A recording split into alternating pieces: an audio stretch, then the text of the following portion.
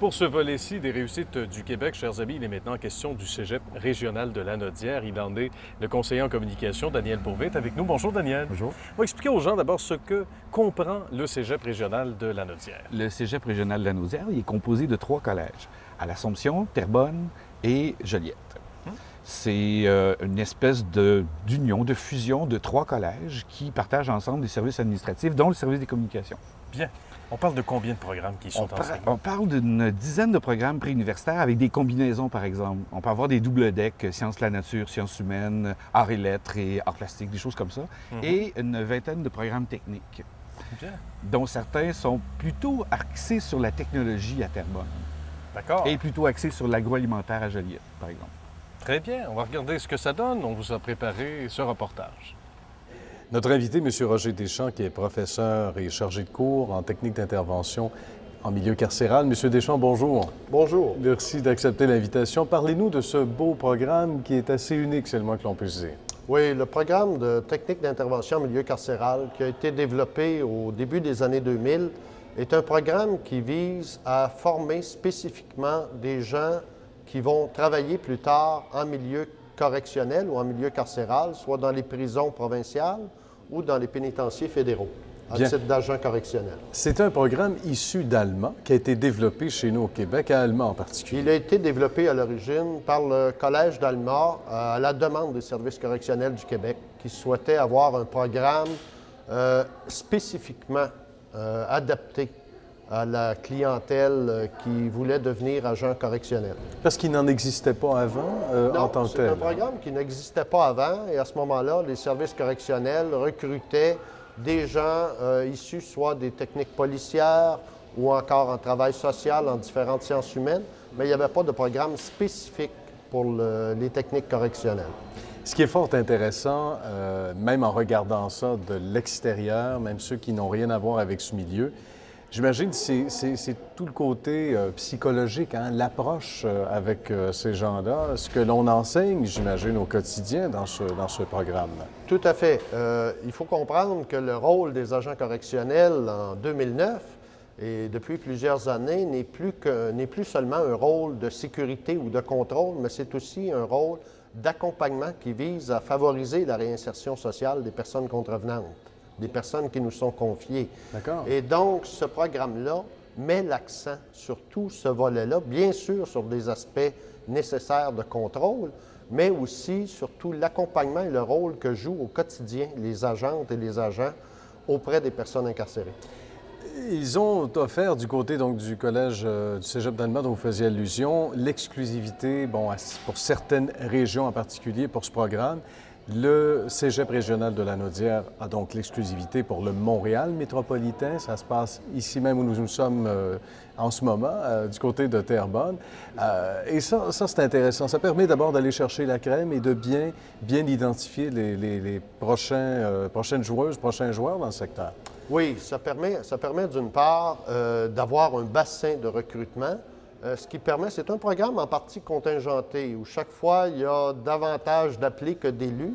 On choisit donc au départ les gens qui ont le meilleur profil pour l'emploi et ça permet de maintenir cette qualité-là plutôt que de se retrouver en concurrence dans une région comme Montréal avec plusieurs établissements qui dispenseraient le même cours. De façon étonnante, il y a presque autant de femmes sinon autant que d'hommes qui embrassent cette profession? C'est intéressant, effectivement. D'une part, au niveau de nos groupes d'étudiants, c'est à peu près 50 d'hommes et de femmes, donc une représentation correcte de la société québécoise.